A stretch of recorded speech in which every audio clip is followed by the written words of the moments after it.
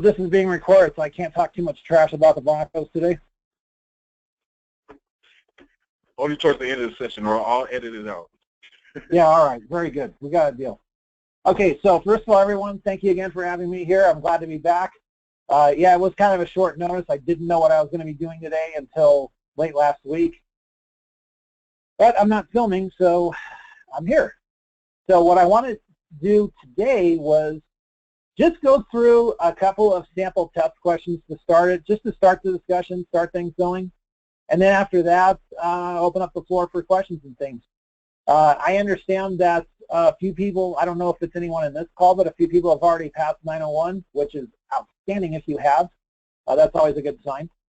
And the other thing I wanted to let you know of is, and I was talking to Tristan about this a while back, is, or not a while back, just a few minutes ago, is that anyone who's studying the Cisco stuff, you have until August 20th to get the current certifications for IC&D Part 1 and 2.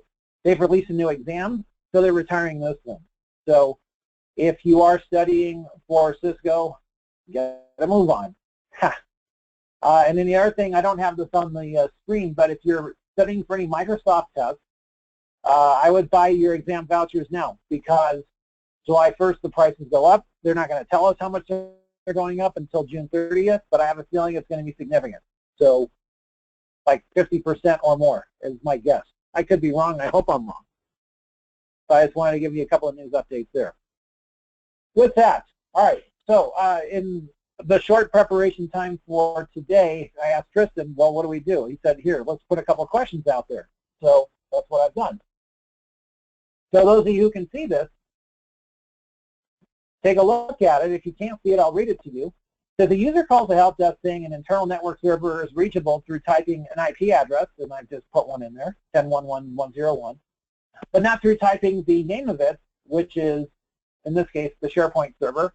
And then you get the help desk call, what should you do first? And so the four answers are, have the user ping the IP address, have the user ping SharePoint, the name of the server, see if something is wrong with DNS, or see if something is wrong with DHCP. Now, you might look at this and think, well, I would go none of the above. Understand when you're taking a test, when you get a troubleshooting question, your answer is going to be the best of whatever's there. In other words, not necessarily what you do first. What you have to do is look over the answers and then pick the best one out of the bunch, because that's what CompTIA wants you to do. So, anybody have any guesses on this one, and where did you get your guesses? And you can type your answers in the box as well. We got one there. Okay, Eric already fired off an answer. All right. Anybody else?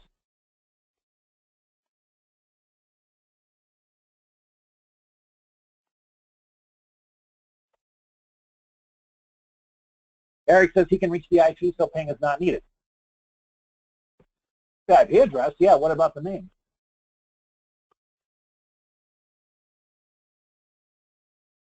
Eric's being rather insistent on this one.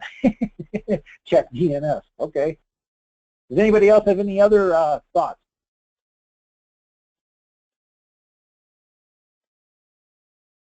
One said ping SharePoint, all right.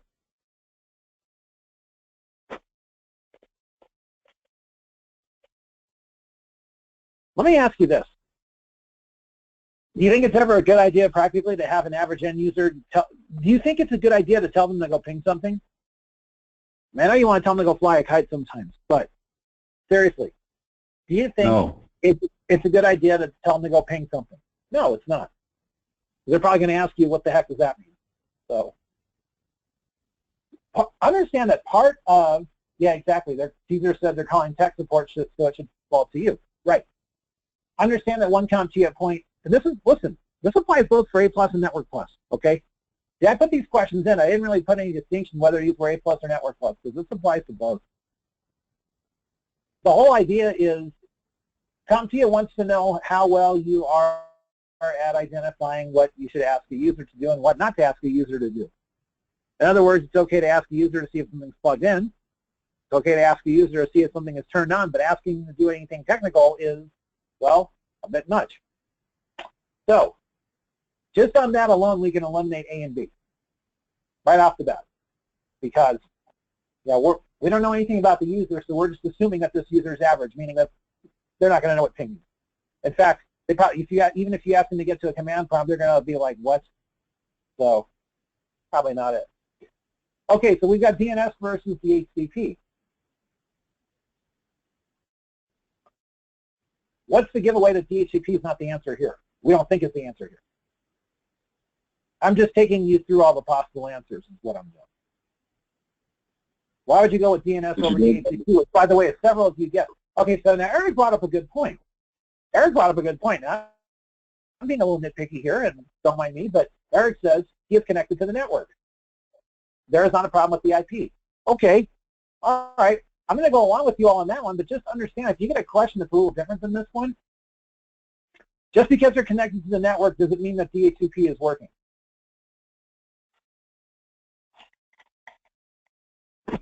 They could have an APIPA address. Okay, well, if they have an APIPA address, are they connected to your network? Ah, see? This is getting interesting now. See, the exercise I'm taking you through now is, if you pull apart the question when you're practicing this stuff, you won't need to pull anything apart on the real test because you'll know exactly what to do. This is the whole crux of the exercise right here, okay? Okay, so DHCP. If somebody is connected to the network, does that necessarily mean DHCP is working? Throw out a PIPA. Could you have a network and DHCP is never turned on? Yes. Yeah, you could. Maybe a static address. Exactly. If everybody has a static IP address, well, then the DHCP thing doesn't matter one bit. My other point to this is, and I know this is a fairly straight-up question, but when you get a test question and you look at the answers, if you're a little bit stuck on something, just step back for a second and think, okay, do these answers even apply? For example, one could make a case for A and B, maybe. Now, we've already said no, but let's just play along. When you see about where it says, see if something is wrong with DHCP, well, in the test question, I have no idea if they're even using DHCP. You follow on this? There's no clue if they're using DHCP or not. So we can't even consider that. So, of course, the answer, yeah, the computer's assign an IP address. The problem is the computer can't associate the site name with the IP, which, by the way, is a DNS problem. So, first move of the 4 is double check and see if something is wrong with DNS. Now, the best first answer isn't even one of these 4 answers, which, by the way, on the test, that is something you will experience from time to time. My best first answer on this one would be find out if somebody else is having this problem. Because now you got to see if something's wrong with DNS on the server or if there's just something wrong with the person setting up on their machine, which this question never goes that far, and that's fine. But remember one thing, when you are troubleshooting in real life, although this might not be an ideal test answer, when you're troubleshooting in real life, the first thing you want to do is find out the scope of the problem. How big is it? You know, if one person's got emails stuck in their outbox, does it mean that everybody else does too, or is it just this one person with the problem? So that is something worth considering. Chances are you're not going to see a test question framed that way necessarily, but you know, when you're doing this in real life, that's one thing you want to find out. How widespread is the problem when you're troubleshooting? But yeah, clearly this is a potential DNS problem, because whether this is happening on the client machine or whether this is happening on the server, the IP address and the names are not resolving. At least not on this guy's machine or gal's machine or whoever this user is. So yes, it's definitely a DNS deal. So good deduction, good reasoning. Remember also that when you are answering troubleshooting questions, just think, when you see an answer that's possible, just think, you don't say it out loud necessarily unless you're the only one in the testing room, but just think to yourselves, would I ask a user to do this? If the answer is no, then it's not a test answer. So, any questions on that one before we move on to the next one? I know I picked this apart like a football play, but sometimes when you're practicing and diagramming, that's what you got to do. Jason, can I add an FYI to this? Go ahead. There's a possibility, just FYI, like I said, that there could be something wrong with your DNS, and you can still reach sites through typing in the name, and that's because your computer has cached them in the memory. right? Sure. So you'll be able to go to a site that you visit often because it's cached in your memory, but if you try to go to a site that you haven't been to, then you're going to get the same problem here. So that's just an FYI. Oh, sure. If you get and the unlikelihood, but if you do get a test question like that where they can read some addresses and not others, then it's definitely a DNS deal.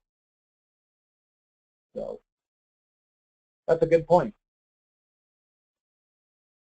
Okay, shall we move on to the next one?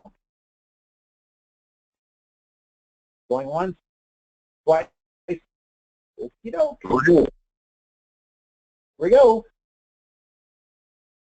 Says, which of the following IP addresses are not routable?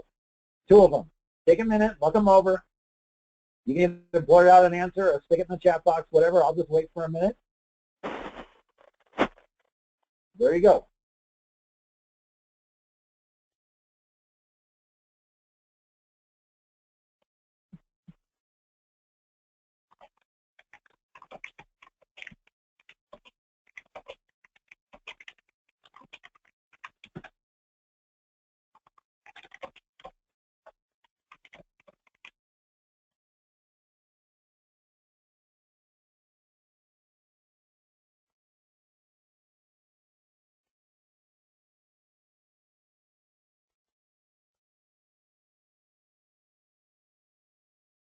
Okay, got a guess here, got 2 guesses here. One's taking a guess. Never hurts to guess.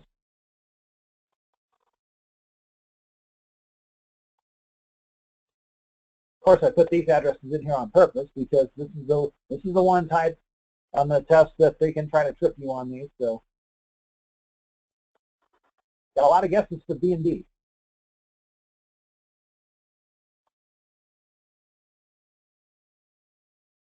Okay.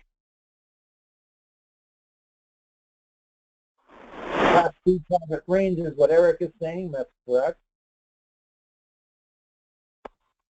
Okay, so I got a question for y'all. What's another word for non-routable?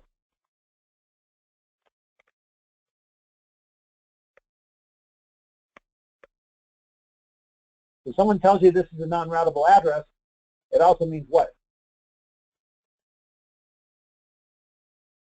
There's another word you could substitute here.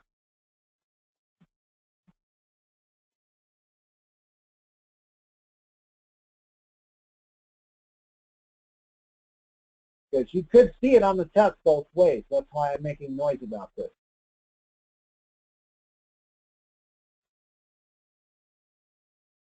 Kelly says private. I agree. Yes, when you see something and it says non-routable, they mean a private IP address. So these terms are pretty well interchangeable. All right. So a lot of you guessed B and D. So I'm just going to ask you why you guessed B and D.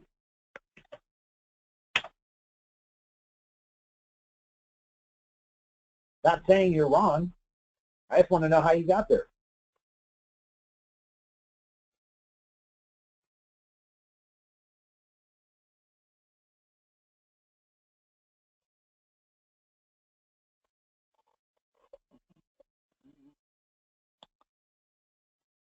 In other words, some evidence to back this up. Those are the Class B private ranges Eric said. Okay, all right, let's go along with this.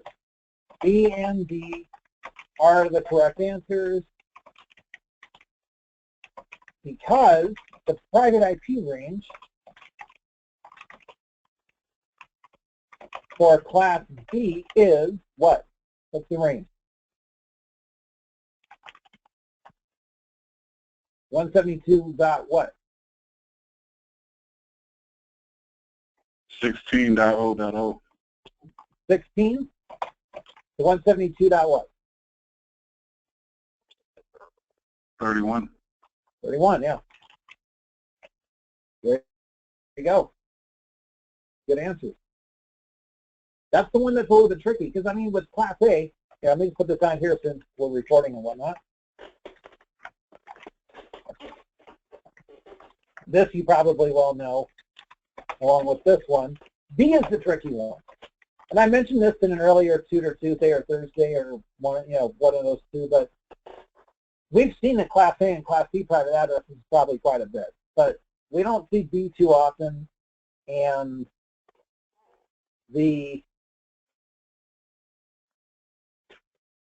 most businesses aren't going to use Class Bs for private addresses. That's just the way it is. So, you know, that's why it's good to do it. Peter says, what's the difference in classes? Good question. All right, let's go over here and answer that. Anybody has an answer on that, chime in. Otherwise, I'll start putting some notes over here.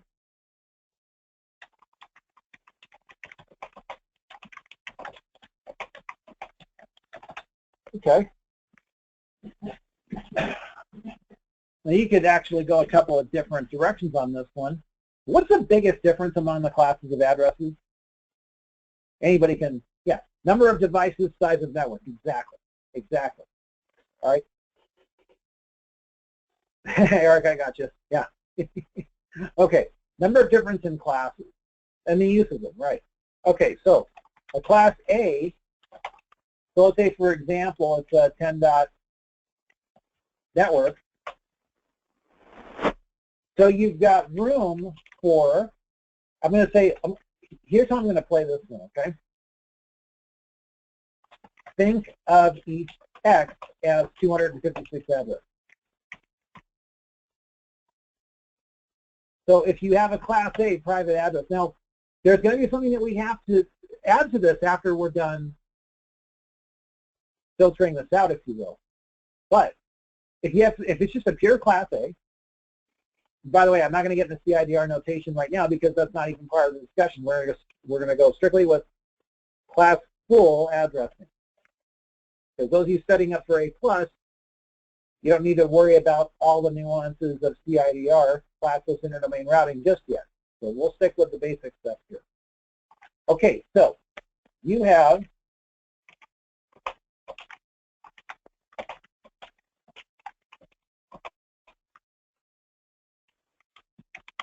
by the way, it's an automatic calculation in OneNote. Hope you saw that. Okay, so Class A, if you have a pure Class A network, you have room for 256 times 256 times 256, 16 million addresses in one network. Good luck to you if you have to manage a network that size. That's a pure Class A. Okay? Alrighty. So Class B, I'll just put one example here.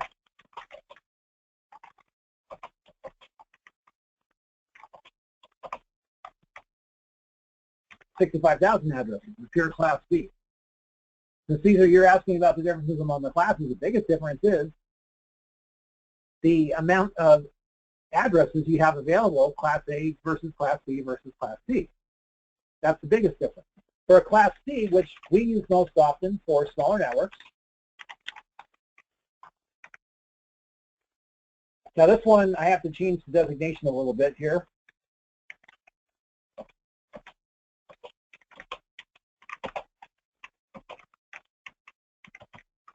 Class C has room for 256 addresses. So that's your biggest difference among Class A versus Class B versus Class C. Second thing worth noting is, since we're talking differences, and for some of you I know this will be a review, and for some of you this is a good review, hopefully. When you're talking about the first number, all right, help me fill this in. Oh, you're welcome, Caesar. Class A. What's the last number in a Class A? People argue over this one.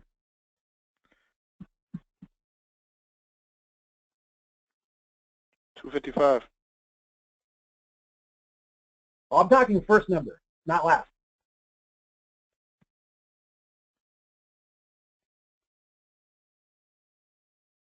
So like if you see an IP address and it's a classical IP address, and you see the first number of the IP address, there's a way when looking at the first number you can tell what class it is. So what I'm saying is for a Class A, they all start at 1. Okay, a couple answers in the box there. 126, that's correct. So if you see an IP address that starts with 1, anywhere from 1 to 126, it's considered a Class A address. Okay. All right, so somebody help me fill up the numbers for Class B then.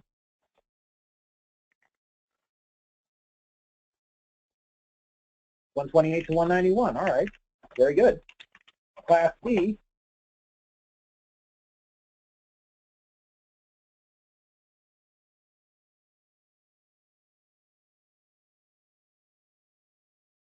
$192 to $223. Yeah, you're on top of this.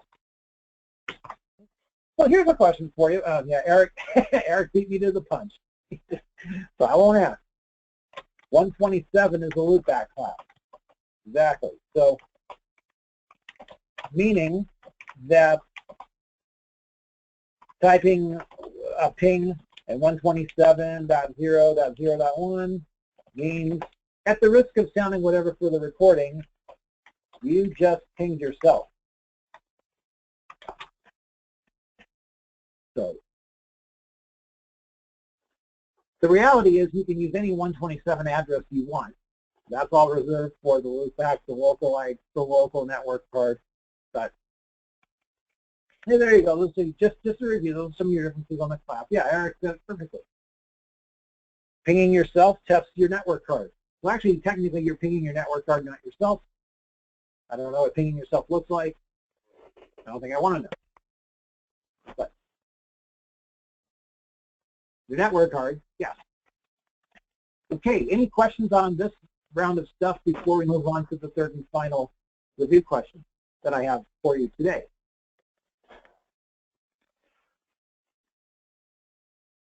Okay, we're going to move on to number 3 then. IPv6 addressing. You might get a test question. Now, I didn't put multiple choices here, and I didn't do it for a reason. If you're looking closely at this, you probably can figure out why. But how would you truncate that IP address? This one, I think you'd want to type your answer in the chat box because, yeah, there might be a lot to call out over the airwaves. Oh, hi, Grace. Hey, Jason, how's it going? Not bad. You? I'm good. I'm warm. Yeah, I'm not. I heard it was like in the 80s in Chicago yesterday or something like that. Yeah, it's 80 here in Michigan today. We're supposed to be in the 80s all week. It's awesome. We finally have gotten into, well, we kind of skipped spring and gone straight to summer. It's awesome. Oh, well, we're stuck in something. I don't know what it is. 60s, kind of wet sometimes. We're 10 degrees below normal. Yikes. Let's see what we got here for guesses so far. We got 2001, colon 34A3, colon 0, colon, all right, that's not bad. EF2. Well, a couple of you doubled up at the end, a couple of you doubled up more than once. Okay, all right, all right. This is making me glad I put this one up here. I'll give it a few more seconds, and then we'll answer this.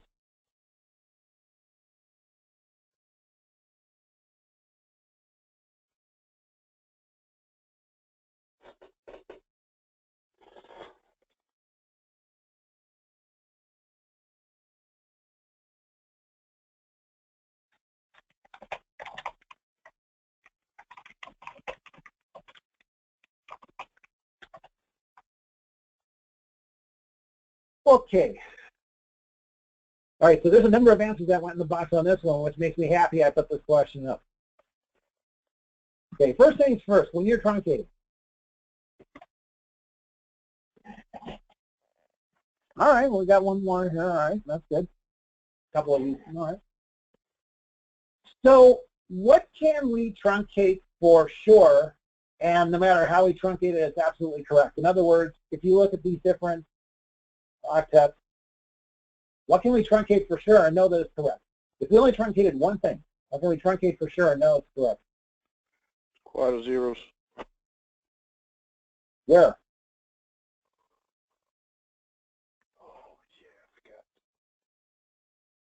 There's plenty of zeros. Which ones can we truncate and it'll be correct every single time?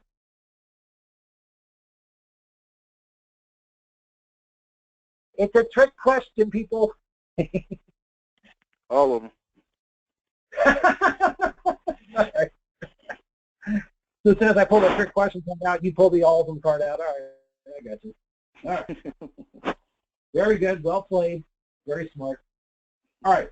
When it comes to IPv6, a lot of people try to make this more complicated than it is. In reality, there's only a couple of rules you got to follow. If you do that, you'll be fine. All right. First things first. I was just asking, what can we truncate? And it's absolutely correct every single time. It's this here. Last numbers. So I could take this. I'm just going to do a little copy and pasting here.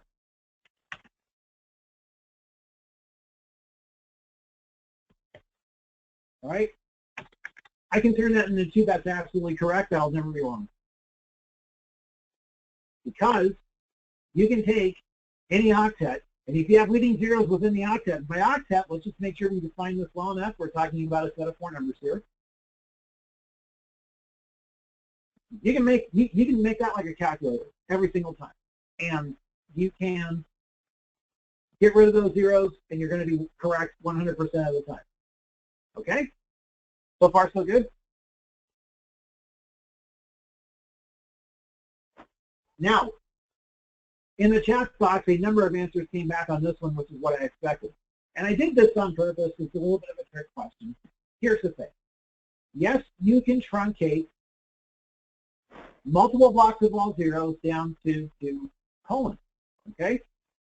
But, and this is the big one here, you can only do it once per IP address.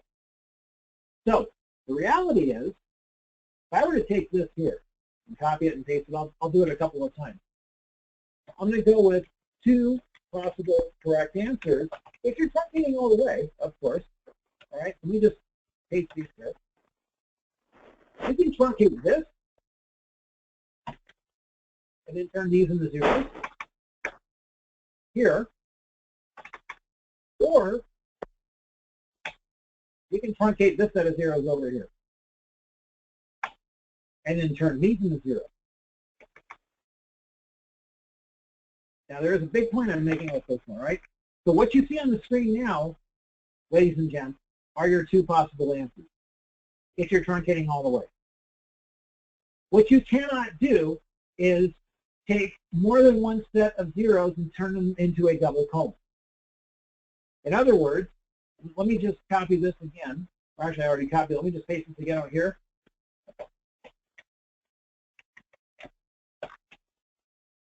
If you see a test question with an answer like this, don't answer this way because it'll be wrong 100% of the time. Here's the simple reason why. You can't turn multiple into, because how would you know how many zeros there are? I mean, you look over here, this could be 1 set of zeros, this could be 3. Or this could be 3, if this were legit, this could be 3 sets of zeros, this could be 1 over here. Or it could be 2 and 2 like we have. The point is, as soon as you think, oh, I could put, multiple double colons in here to knock out all these different zeros, you just made a very ambiguous IP address, and that's why it won't work. So, when you're truncating, some rules.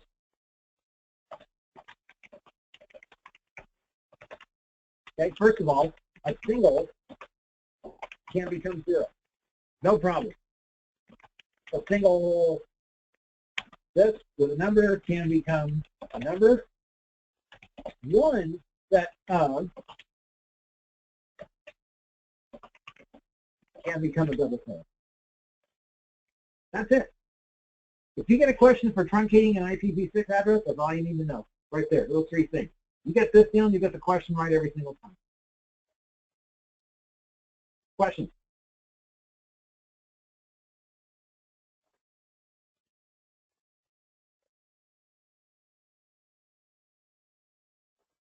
A lot of the stuff is about keeping it as simple as we can, right? So hopefully those 3 rules you have for truncating will do it.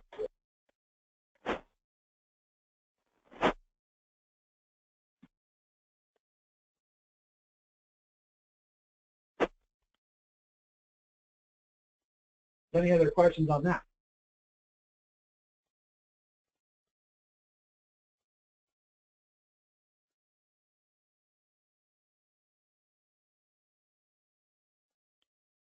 Okay, I didn't prepare this one before coming here, but let me just get something started over on the side, and then I'll go listen to the screen.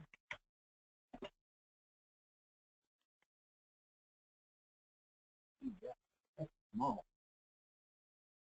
Good thing I didn't show this on the screen right away.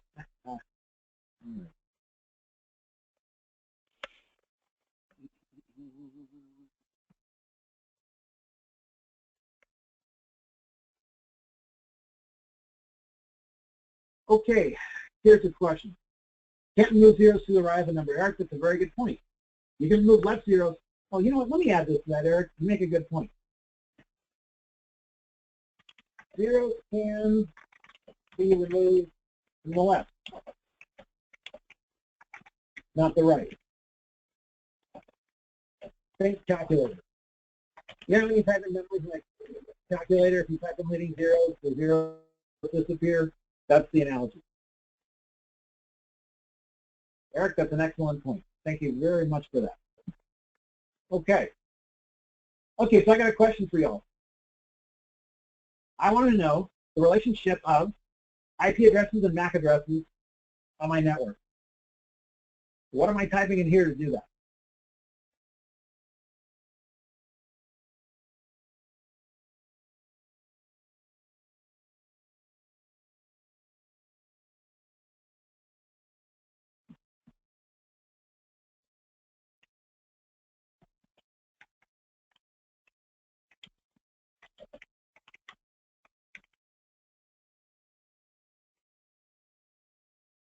Well, we got some different guesses here going. All right. Eric, which test are you taking Thursday? Network Plus? Good for you.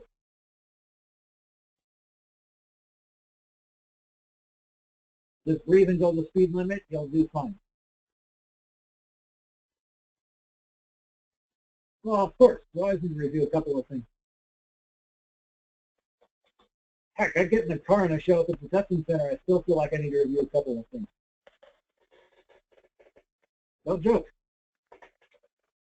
Well, I didn't last week. Just so you all know, anybody in here studying Office?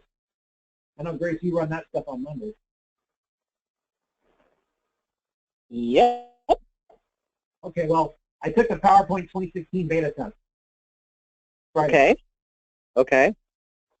And I was very happy with what I saw. For Office 2016, they went back to having multiple projects instead of a single project. Really? Hallelujah. That's awesome. And my bias towards the test had nothing to do with what I scored. Okay. I did fine. I got 958. Nice. Yeah. Well, PowerPoint to me is a pretty straight up subject, but still, I was very pleased with what I saw.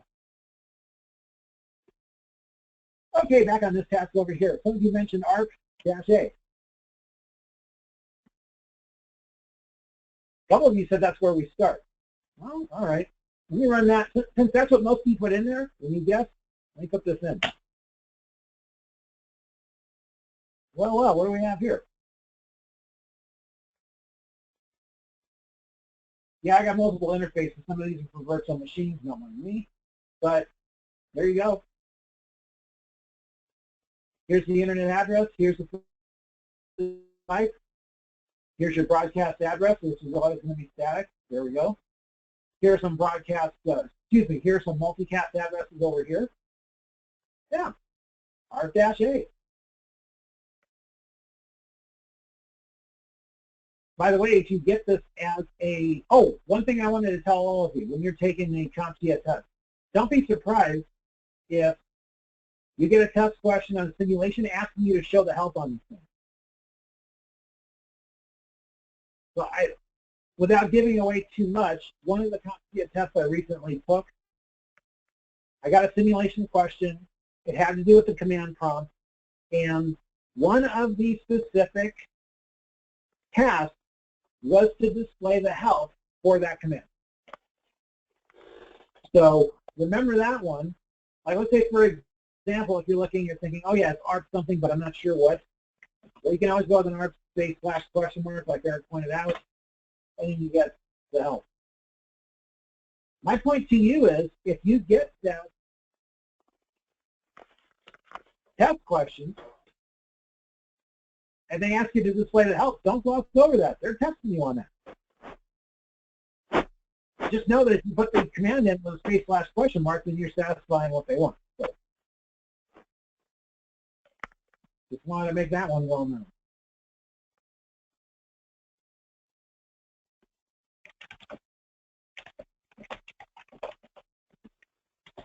All right.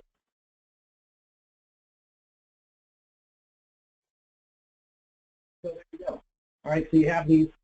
And in reality, for the CompTIA test, they're probably not going to take you past ARP A. That's the one that's used the most. So, I mean, it is worth it to study these just to have a cursory knowledge here, but ARP A is going to be the most likely one to hit you with. By the way, does anybody know what happens if I type this to press enter? I'm not going to press enter yet, but.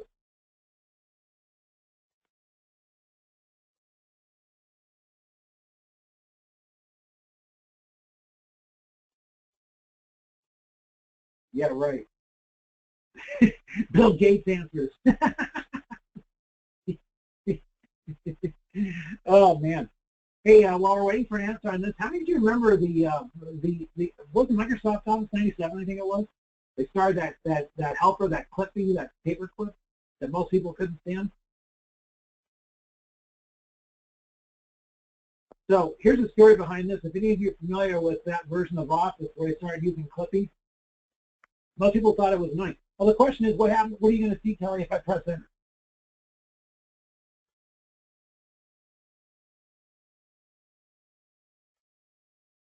Anyway, the whole excuse me, the whole clipping thing. So there was actually somebody inside Microsoft who thought this was a stupid idea. So the writer put an Easter egg in on clipping. What happened was, if you had Albert Einstein as your helper, anytime you asked Albert Einstein a question in Office, instead of answering it, he'd insult you. It was the funniest thing. He instead of answering the question, he would say, "What? You don't know? Are you stupid?" Right inside of Office. It was brilliant.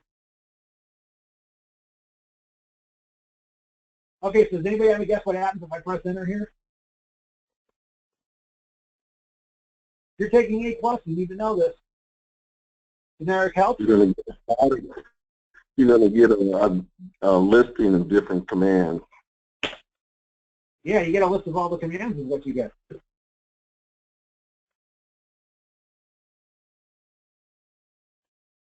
By the way, the word help is a topic on the A+. I don't remember if it's on Network Plus. It's on A+. It's one of the commands in the 902 course, along with, like, 25 others.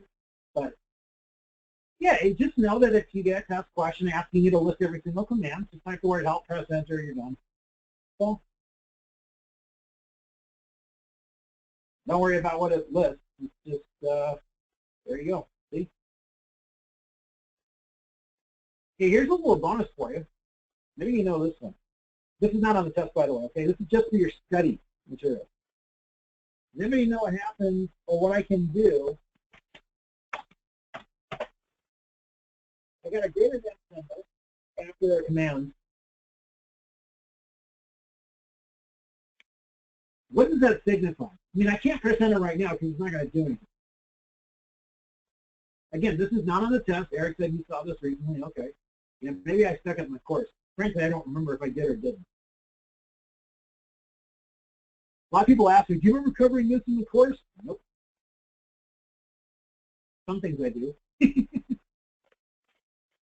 What happens when you get my age? You don't remember every single thing.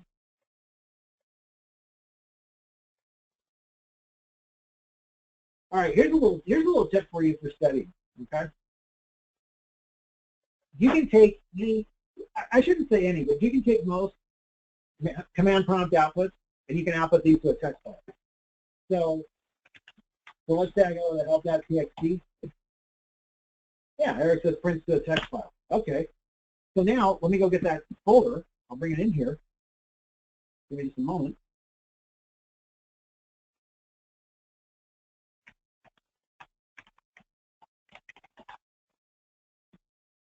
Make sure I'm not getting anything incriminating in here. I don't. Okay. So I know this is a little bit small, but there's that text file right here. So if I open it up, there's the file, there's the stuff. When you're studying and you're studying command prompts, it may not be a bad idea to use the greater than symbol, write out your stuff to a text file. That way you can just look at it any time in your study. I would do this for some of the Network Plus commands. I certainly would do this. Let me show you this.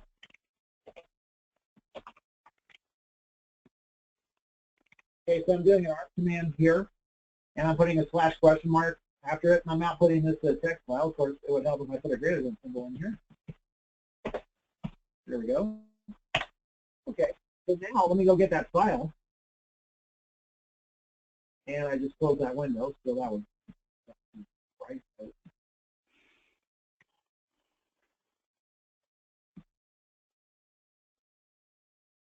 By the way, anyone using Windows 10, one of my favorite things with Windows 10 is being able to get your recent files like this. Down here. I really enjoy that.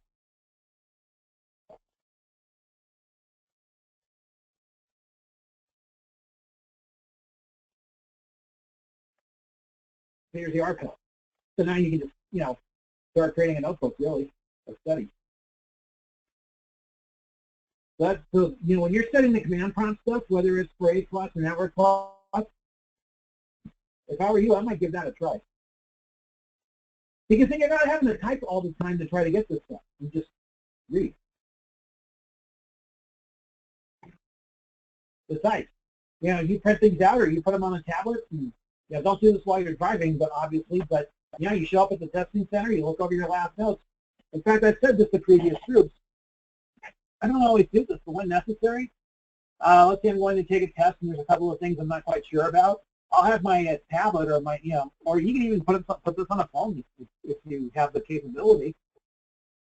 Now you pull up, park the car, read the last few notes one more time. And then when they hand you the wax paper or whatever it is and the pen and they start you on that tutorial, just write a few notes down, write a few things down. Whether it's for tables or whatever else. But listen, when you take a certification test, it's just like real life.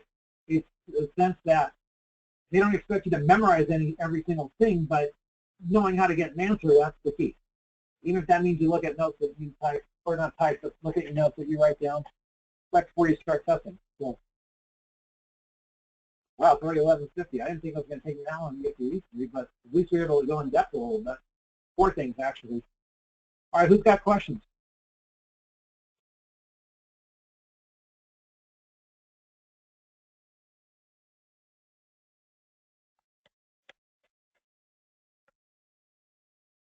Door's open, no need to bang it down.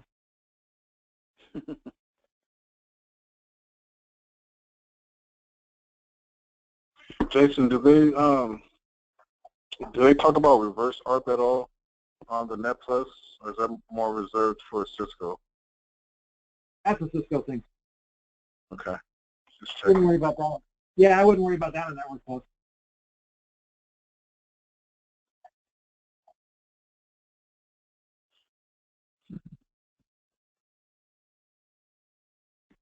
Wow, no questions. That's a good thing. Yeah, in fact, I mean, yeah, there's no reverse ARP. On that, if I need to have 2 IPs running, then I need to have 2 NICs, correct? Not necessarily. You should have 2 NICs just to separate stuff out, but here, let me show you something, Kelly.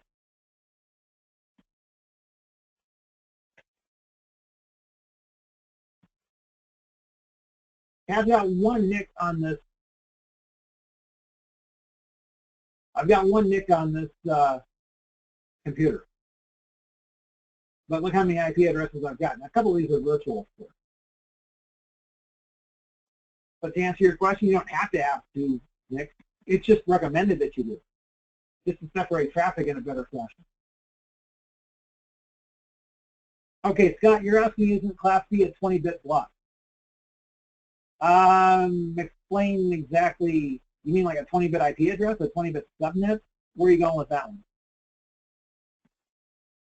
Yeah, I thought it was like 1 million addresses. Class B?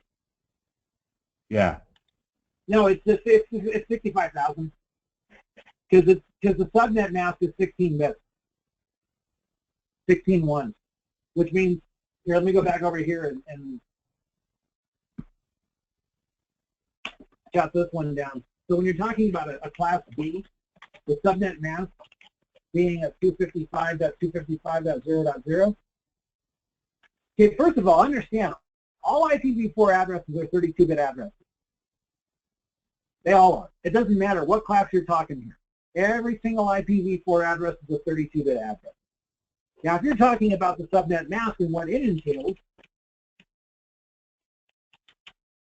this is what the subnet mask looks like from a binary number standpoint. So 16 bits, 16 ones here. Now, if you're talking 20 bits, a 20-bit subnet mask, now you're talking about a CIDR. That's somewhere in between a Class B and a Class C. But if you're just asking about the addresses themselves, every single IPv4 address is 32 bits because every single IPv4 address has 32 binary numbers.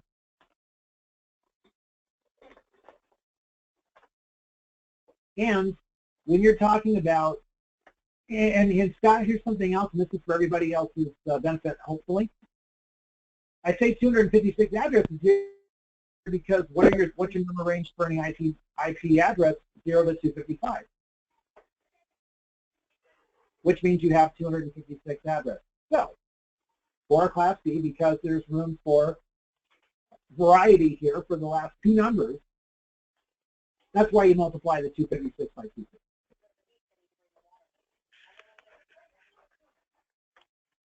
That help a little bit, Scott? Yes, thank you. Sure. Now, if you're talking where a /20 could get you 1 million addresses, that's quite possible. Actually, no, /20 wouldn't be. /20 would get you somewhere in between 65,000 down to 256. If you want 1 million addresses, that'd be more like a 12 or 13-bit subnet mask, actually. Just doing the math in my head really quickly, but if you figure it this way, if this is 16 bits, and this over here is this Class A subnet mask, let me just do a little copy and paste here.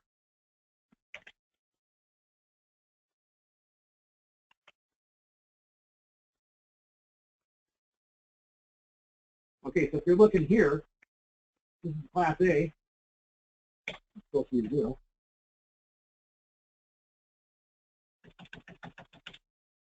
Okay, this is where you get the freedom in the addresses here. So this would be 256 times 256 times 256, which gives you the 16 million.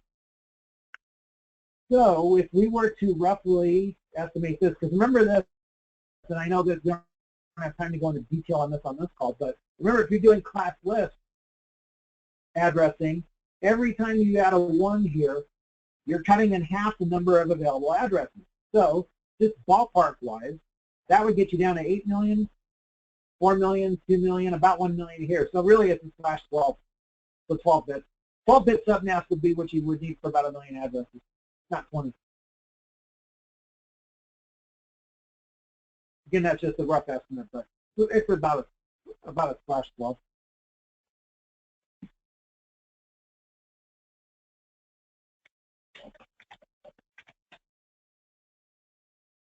Okay, let me just make sure I didn't miss anyone in the chat box here. Sally, I got your answer there.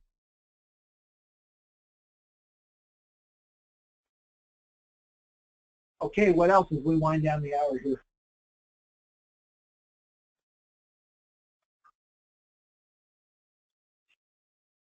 And it's just about time to wrap it up. Does anyone have any other questions? Anything else you want them to address? I don't know when I'll be on next, but the next time I'm on, I should have more answers for anybody curious about the new Cisco stuff. I just got wind of it, when was it?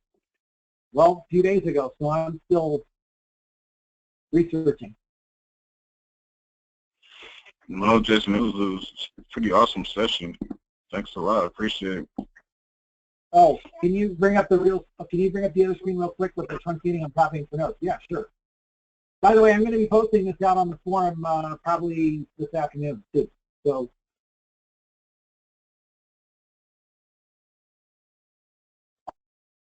I'll put all three of these things out on the forum this afternoon, and you'll have them for whatever purpose you need later on. Yeah, and I'm also going to get the session edited down, and then I'll post it up probably by this afternoon. If not by tomorrow, I'll have it posted. So the notes will be there too. Cool. All righty. Well, if there's no other questions, hey everybody, thank you so much for spending time with us today, spending time with me anyway, and Kristen and Ad and Grace. And listen, I'm not mentioning names because I don't remember exactly who, but some of you indicated to me that you're testing in the next few days. That's great. Go get them. I'm testing a week from today. All right. Well, go get them, knock them over, and just, if there's one thing I can just remind everybody of when you're testing, it's to take your time, just take every question, read them thoroughly. If you do it that way, you'll have plenty of time to answer all the questions. And the only other thing I can say as an overall thing is go with your first instinct. It's usually right.